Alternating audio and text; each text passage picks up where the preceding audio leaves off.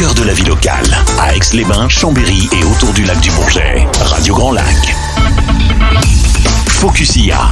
Coralie décrypte l'intelligence artificielle pour les entreprises sur Radio Grand Lac. Et oui, bonjour à toutes et à tous. Alors ce n'est pas Coralie, vous avez bien compris, mais Coralie n'est pas très loin.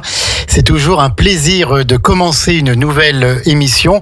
Alors ma complice et amie Sandra n'a pas pu être là, mais je parle en son nom, bien sûr. On est heureux d'avoir avec nous une nouvelle animatrice, Coralie Simoner, qui va se présenter dans quelques secondes pour une chronique qui sera mensuelle. Focus IA, on a pensé que c'était très important d'avoir cette chronique sur l'intelligence artificielle dont on entend de plus en plus parler de partout. Elle prend une importance de plus en plus capitale et on a la chance chez nous d'avoir une spécialiste de ce domaine. Alors elle est connue, elle est très connue, elle a commencé il y a quelque temps à faire sa petite chronique avec notre ami Pierre-Luc de Un jour un lac, un entrepreneur. Pierre-Luc est parti vers d'autres aventures et on le salue s'il nous écoute bien sûr. Mais Coralie reste et Coralie donc a maintenant sa propre chronique, elle monte en grade et donc je suis très heureux au nom de toute l'équipe de Radio Grand Lac d'accueillir Coralie Simoner pour cette première chronique. Focus IA. Bonjour Coralie. Bonjour Jean-Pierre, merci encore de m'accueillir ce soir. Merci pour m'avoir donné l'opportunité de faire cette chronique. Et déjà, je remercie aussi Radio Grand Lac, je te remercie toi et Sandra de m'avoir fait confiance sur ce sujet. Et puis également une grande pensée à Pierre-Luc, qui finalement m'a propulsé finalement ici, en m'invitant en fait ces derniers mois Un jour un lac, un entrepreneur. Alors, qui était son émission. Juste un petit mot pour tous les fans de Un jour un lac, un entrepreneur. Cette émission qui était très suivie, elle s'arrête. Mais ne paniquez pas. On a des pistes très sérieuses, notamment une pour une nouvelle émission d'économie qui démarrera sans doute au mois de septembre. On va cadrer ça. Il y aura bien toujours de l'économie en plus de Karim avec le nouvel entrepreneur. C'est demain matin à 11h. Il y aura bien toujours l'émission phare en économie qui aura un autre nom, qui aura un autre format, mais qui sera de la même qualité que celle de Pierre-Luc. Et c'est pas facile de faire de la même qualité que celle de Pierre-Luc, mais voilà, on est en train de chercher. Coralie, donc présente-toi un petit peu. Qui es-tu ? Qui je suis ? Je suis Coralie. Voilà, merci. On repart en musique. Donc Coralie Simoner, je suis consultante et conférencière en intelligence artificielle générative. Je suis également présidente de la société CS Digital Formation, qui est un organisme de formation spécialisé dans la transformation digitale et l'intelligence artificielle générative. On fait partie de la French Tech, on est certifié Calliope et effectivement on fait partie du réseau Microsoft. Oh, donc ça fait on n'en peut plus là, dis donc. C'est vrai déjà. Zut. Intelligence artificielle générative. Alors, c'est quoi cette bête-là ? Alors justement, donc l'intelligence artificielle, tu sais très bien que on en parle en long, en large et en travers en ce moment. Donc l'intelligence artificielle, c'est quoi ? C'est une machine concrètement à laquelle on a implémenté des données et un algorithme et qui est en mesure de nous réaliser une tâche, et qui effectivement, typiquement, si demain tu achètes une Tesla, une voiture autonome, c'est déjà de l'intelligence artificielle. Sandra, un aspirateur qui détecte les obstacles et un petit aspirateur robot, c'est déjà de l'intelligence artificielle. Et moi, là, avec mes collaborateurs, parce que finalement, on est 5 dans l'entreprise. 5 dans l'entreprise, exactement. D'accord. C'est qu'en fait, on est spécialisé dans l'intelligence artificielle générative qui va permettre de générer du texte, du son, de l'image et de la vidéo spécifiquement. D'accord. Donc, comment est-ce qu'on se spécialise en intelligence artificielle, en IA, et pourquoi, on se lève le matin en disant tiens, je vais faire spécialiste en IA. C'était quoi ton parcours avant ? Alors, mon parcours avant, j'ai un beau bagage dans le marketing digital à la base, mais j'ai beaucoup de chance parce que je suis fille de chef d'entreprise qui était déjà dans l'environnement Microsoft. Je crois du côté de l'Alsace, là-haut, non ? Absolument, oui, c'est ça. Alors, plutôt de Nancy, ne dites pas à mes parents que c'est des Alsaciens. Ah oui, là, les Lorrains et les Alsaciens, il faut pas mélanger. Voilà, c'est ça. Et effectivement, j'ai été élevée à l'entrepreneuriat, j'ai été élevée aussi à l'environnement Microsoft. Donc c'est vrai que quand Microsoft a pris la vague de l'intelligence artificielle générative avec Copilot, il y a 1 an et demi, j'ai pris la vague avec eux. Et effectivement, je me suis lancée en full là-dessus. Et pour le coup, nos clients se sont lancés aussi avec nous. C'est un peu une passion donc pour toi. C'est une passion et en fait, je me lève le matin, j'ai toujours quelque chose de nouveau. Donc c'est vrai que c'est assez intéressant. Alors donc, on va te retrouver une fois par mois. On annoncera ça, bien sûr, sur les réseaux sociaux. Ce sera toujours le jeudi à 17h45. Et on annoncera ça soit dans la grille de programme, soit toi aussi, puisque tu es une grande communicante sur les réseaux, mais c'est très très bien. Et donc, maintenant, donc tu es Lorraine, mais maintenant tu es installée dans le coin. Oui, c'est ça. Redis-nous un petit peu un mot sur ton entreprise. En fait, je l'ai montée il y a 3 ans à Strasbourg. Et effectivement, on est sur 2 régions actuellement. Donc à Strasbourg, on a effectivement nos clients alsaciens. Et il y a 4 mois, j'ai décidé en fait d'implanter une antenne ici, où je suis toujours en charge du développement, parce qu'on a commencé à avoir quelques beaux clients dans la région. Et comme on travaille avec les collectivités et les CCI, les chambres consulaires dans la région, et je me suis dit il y a peut-être quelque chose à faire et en termes de développement. Et c'est vrai que je me rends compte que le bassin savoyard est très très féru en tout cas des nouvelles technologies et ils sont très réceptifs à l'IA. Donc c'est pour ça aussi que je me suis installée ici. Écoute, Coralie, tu as la parole donc pour cette première chronique. On te souhaite encore une fois la bienvenue chez nous. On est très heureux de t'avoir dans le grand bain de la vie locale. Tu dois être la 36e ou 37e émission et tout à fait en direct. Je suis ravie. Écoute, on t'écoute. Justement, Coralie Simoner, Focusia. Alors, du coup, mesdames et messieurs, bonsoir. Bonsoir. Ça va rappeler des bons souvenirs et un petit clin d'œil aussi à Pierre-Luc, auquel je pense beaucoup. Donc, effectivement, ma chronique aujourd'hui va être axée sur 2 actualités, messieurs, dames, puisque le mois de mai a été chargé en pont. Pour nos congés, mais l'IA, elle n'a pas pris de congé pour le coup. Et il y a effectivement 2 actualités phares que j'ai retenues et qui vont impacter considérablement nos entreprises et nos entreprises locales. Alors l'actualité numéro 1, tiens-toi bien Jean-Pierre, oui, c'est que Google, connais-tu Google ? Oui, un petit peu, oui. Il va intégrer l'IA dans son moteur de recherche. Donc ce qui va permettre en fait de bouleverser complètement les règles de la recherche telle que nous la connaissons. Donc en fait, ça a été annoncé le 14 mai, donc il y a une semaine, lors de la conférence annuelle de Google, et c'est en fait une évolution décisive pour le moteur de recherche. Donc tu sais très bien, Jean-Pierre, toi quand tu tapes une requête dans Google, tu as des résultats de recherche. Oui. Et maintenant tu vas parler une IA. C'est pas fantastique ça ? Et alors, donc finalement cette intégration va finalement révolutionner la façon dont les internautes, dont toi, moi, on va obtenir des informations. Donc, c'est-à-dire qu'on va taper une requête dans Google et c'est l'IA qui va nous proposer une information. Donc, on n'aura même plus besoin, théoriquement, de rechercher des informations. C'est vraiment l'IA qui va nous proposer de l'information. Fini le besoin de naviguer de page en page.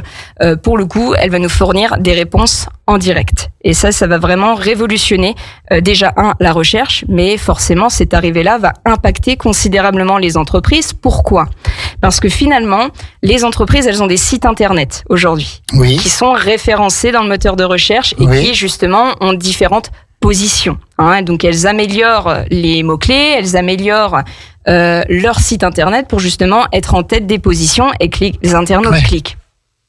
Et finalement, ça va bouleverser tout cela parce qu'en fait, l'IA va entraîner des conséquences en impactant leur visibilité. Vu que c'est elle qui va rechercher directement les informations. Les internautes vont moins cliquer sur les résultats et puis l'interface va être réorganisée. Donc finalement, les entreprises vont devoir prendre la vague pour maintenir leur visibilité et leur pertinence. Donc actuellement, l'IA est déployée aux États-Unis. Chez Google, pas encore en France, il n'y a pas de sortie officielle. Par contre, il va falloir s'y préparer. Et figure-toi que je me prépare toujours, Jean-Pierre. Oui, ça, on te connaît, Coralie. Merci. Et effectivement, donc qu'est-ce que je vais faire ? Qu'est-ce que j'ai fait ? J'ai finalement contacté un expert du SEO qui m'a proposé 3 conseils pour préparer son site web à l'arrivée de l'IA de Google. Donc je vais vous les citer pour justement garder ses positions et continuer à être visible. Donc mes 3 conseils à l'heure actuelle, c'est continuer à créer du contenu de qualité et qui ont une forte valeur ajoutée pour les internautes. C'est aussi l'occasion de commencer à varier vos formats, donc intégrer des nouveaux formats dans les sites internet, dans vos sites internet tels que les vidéos, les images et l'audio, puisque j'ai expliqué en début d'émission, l'IA générative traite quoi ? Elle traite le texte, le son, l'image et la vidéo. Donc c'est l'occasion maintenant de revisiter nos sites internet avec ces différents contenus. Et puis moi, ce que je vous conseille, bien entendu, c'est de vous informer sur les évolutions des critères, puis que de toute façon, l'IA va être intégrée intégrer prochainement dans le moteur de recherche. Et puis pourquoi pas faire appel aussi à un expert du SEO, du référencement naturel, pour justement avoir les bonnes informations en temps réel. D'accord. Qu'en penses-tu, Jean-Pierre ? Je te suis. On est bon là ? Ah, on est parfait. On continue ? Ah, mais bien sûr qu'on Super, continue. parce que là je suis dans les temps, je te le dis. Ah, tout à fait. Il est 17h55. Nous sommes toujours en direct avec Coralie Semener et c'est la première chronique de Focus IA à destination notamment des entrepreneurs de notre territoire. Et tu sais quoi, je vais te donner en plus une actualité qui est très fraîche, qui date d'il y a 2 jours, là qui va complètement bouleverser et impacter les entreprises. C'est l'IA Act. Est-ce que tu en as déjà entendu parler ? Non. L'IA Act est la première loi de régulation de l'IA en Europe. D'accord. Elle a été adoptée il y a 2 jours. Alors concrètement, qu'est-ce que ça va changer pour les entreprises ? Parce qu'il va falloir qu'elles s'adaptent. Donc après plusieurs modifications importantes, les pays européens ont validé ce 21 mai l'adoption de l'IA Act, donc qui est la première loi de régulation européenne. Donc qui va poser finalement des limites à l'utilisation de l'intelligence artificielle. Pourquoi ? Parce que l'IA aujourd'hui, elle n'est pas régulée. Donc on avait besoin d'une loi pour la cadrer. Ouais. Donc la prochaine étape, c'est la publier au journal officiel entre mai et juillet. Et d'après les sources, c'est qu'elle prendra pleinement effet en 2026. Après les décrets d'application qui mettent toujours du temps à sortir. Je ne comprends pas de quoi tu parles. Donc cette loi, elle est vraiment historique parce que vous le savez, il n'y a pas de loi qui régulait les IA avant, puisque forcément ça pose des questionnements liés à l'éthique et à l'humain. Aujourd'hui, quelle est notre place par rapport à l'intelligence artificielle, par rapport à la sécurité, par rapport à la protection des données, ou encore par rapport aux droits d'auteur. Demain, tu demandes à ChatGPT de te générer une image, qui en est à qui appartient ce contenu généré ? Personne ne le sait. Donc finalement, l'IA Act va essayer en tout cas de cadrer tout cela.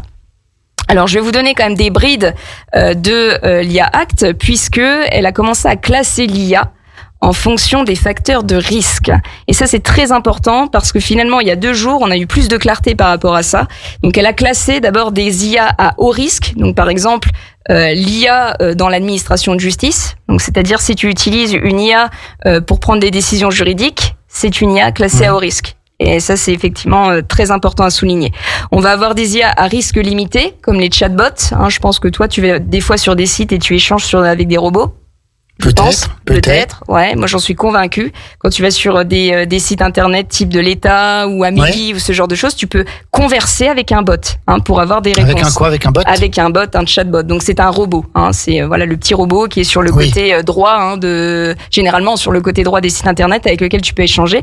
Et finalement, il va falloir maintenant mentionner clairement que vous discutez avec une IA. Ça Donc ça c'est aussi une grande règle donc avec une IA et pas une personne physique quoi. Absolument, c'est ça.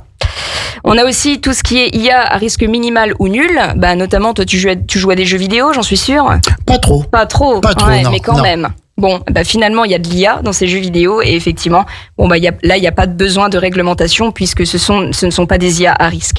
Et puis effectivement, vous avez tout ce qui est système d'IA qui sont interdits et là, j'insiste là-dessus parce que c'est beaucoup plus clair maintenant vis-à-vis de l'IA Act. C'est que tout système d'IA sont interdits comme des IA manipulatrices ou trompeuses pour fausser le comportement et entraver la prise de décision. Vous avez aussi tout ce qui est système de catégorisation biométrique qui va être interdite. Et effectivement tout ce qui est déduction ou reconnaissance des émotions. Et ça va être très important aussi à souligner. Alors quand on parle de reconnaissance des émotions, c'est soit sur le lieu de travail ou dans les établissements d'enseignement. Par contre, bien évidemment, pour tout ce qui est raison médicale ou de sécurité, évidemment la reconnaissance faciale, la reconnaissance des émotions sera quand même de rigueur. Alors, sont concernés en majorité par ces obligations, bien sûr, vous avez les développeurs d'IA et à votre avis, vous avez qui ? Les entreprises qui vont être concernées par ces nouvelles règles, bien évidemment. Donc, toute personne physique ou morale qui vont déployer un système d'IA à titre professionnel. Donc, bien sûr, ça va être nos entreprises, nos collectivités, nos associations, etc., etc. Alors, qu'est-ce que ça va changer ? Quel impact cette loi va bien sûr avoir sur vous en tant qu'entreprise ? Déjà, c'est la rassurance. Pourquoi ? Parce que certaines entreprises, elles craignaient d'avoir recours à l'intelligence artificielle. Certaines sont très inquiètes jusqu'à récemment, jusqu'à maintenant, puisque il n'y avait pas de cadre légal spécifiquement dédié à l'IA. Et bien sûr, l'IA Act vient apporter des réponses puisqu'elles étaient très attendues par vous en tant qu'entreprise. Et puis, certaines étaient frileuses à l'idée de se lancer dans le déploiement d'un système d'intelligence artificielle parce qu'elle pose beaucoup de questionnements. Mais aujourd'hui, l'IA Act a vraiment une visée de rassurance. Donc cet impact-là, c'est déjà de rassurer les entreprises. Mais en plus, donc en deuxième, alors c'est la partie un petit peu moins drôle. Connais-tu la RGPD, Jean-Pierre ? Oui, bien sûr. Oui, donc il y a besoin d'une conformité. Pour l'IA, ça va être pareil. Les entreprises vont devoir se mettre en conformité sous peine d'avoir des sanctions, alors qui pourront, d'après l'IA Act, qui pourront osciller entre 1% et 7% du chiffre d'affaires annuel mondial. Ça permet déjà de réfléchir un petit peu. Donc, les sanctions seront de rigueur si effectivement les entreprises ne se mettent pas en conformité. C'est un peu le point noir que j'évoque maintenant. Alors, comment on se met en conformité déjà ? Alors, je vais vous donner quelques brides. Sinon, je vous donnerai à la fin de l'émission les plus d'informations pour aller trouver toute la veille. C'est-à-dire dans 2h30 encore ? Dans 2h30, oui, absolument. Je pourrais tenir 2h30, tu sais. Je le sais.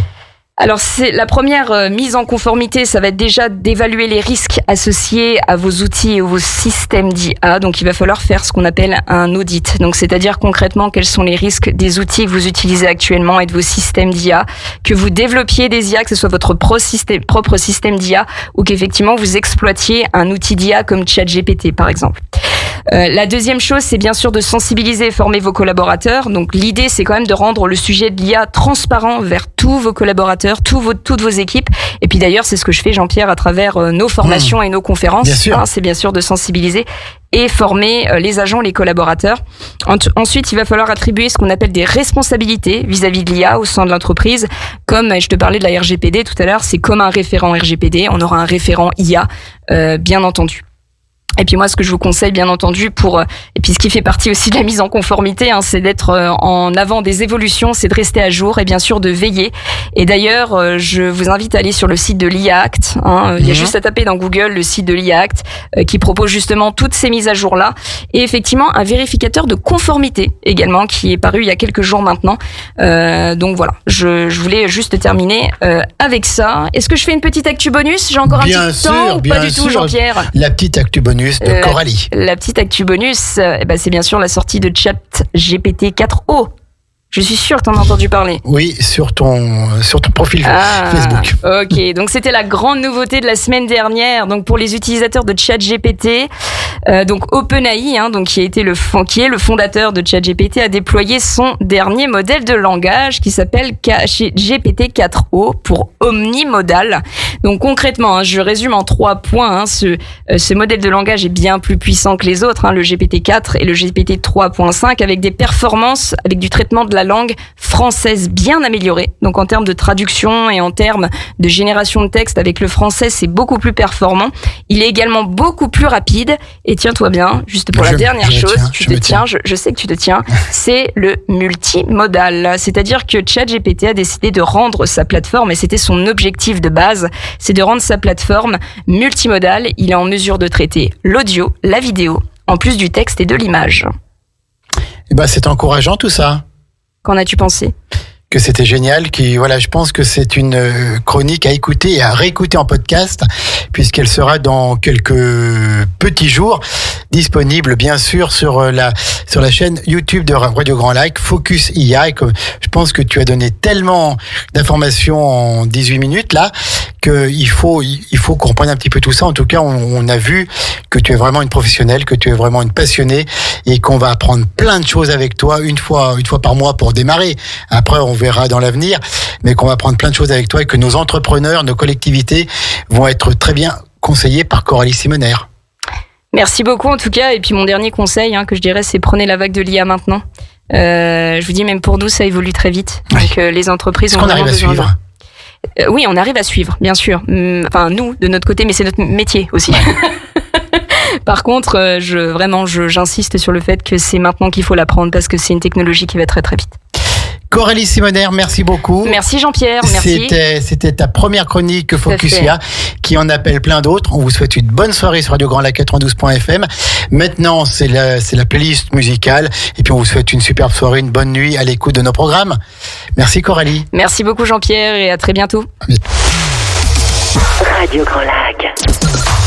Plongez dans le grand bain de la vie locale avec notre application 100% gratuite pour écouter votre radio préférée. Radio Grand Lac. Téléchargez-la dès maintenant et vivez l'expérience Radio Grand Lac, où que vous soyez.